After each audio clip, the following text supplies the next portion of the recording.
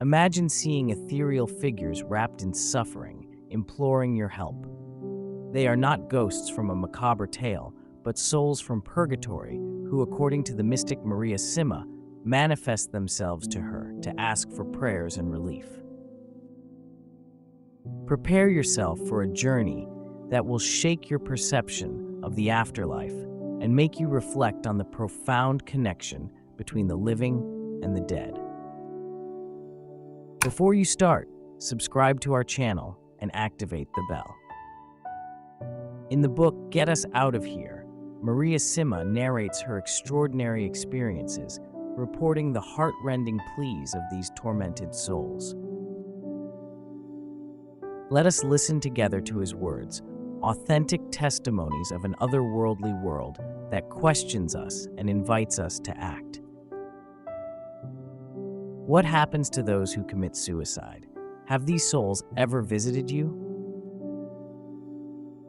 Yes, many times. What happens to them depends entirely on the reason why they committed this act. I've had many requests from their relatives, but so far, only one has been lost. In most cases, the others are more to blame, who have driven them to despair, either because they had defamed them, or because they had refused to help them, or because they had marginalized them. Have you ever been visited by overdose deaths? Are these souls lost? Some have come to me.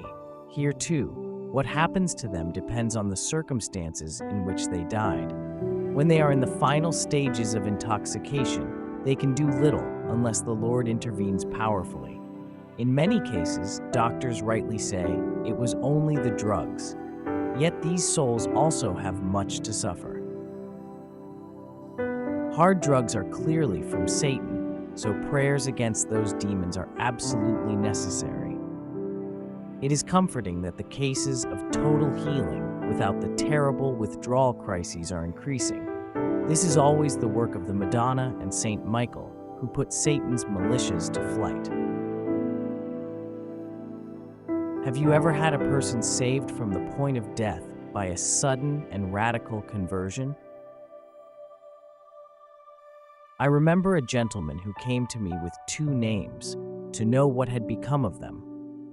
When I asked him to tell me something about these people, he refused, saying that he had given me these names to see if I was telling the truth.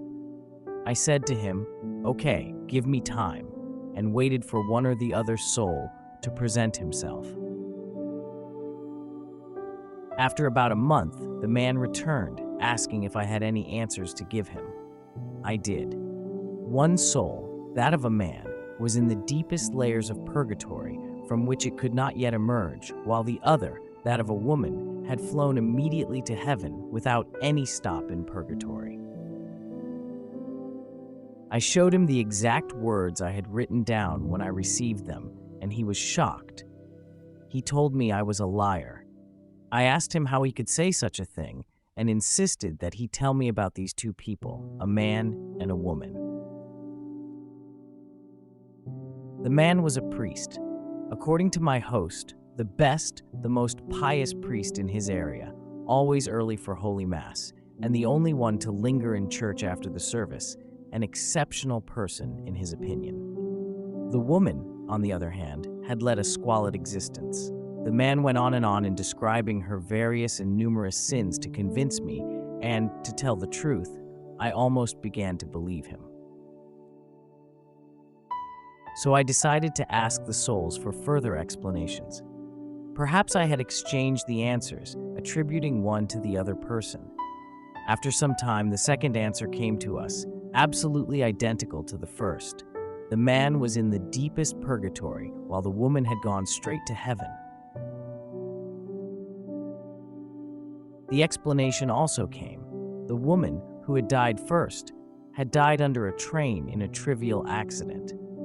At the moment in which she saw herself lost, she had time to say to the Lord, "It is right that you take me, because then I will no longer be able to offend you."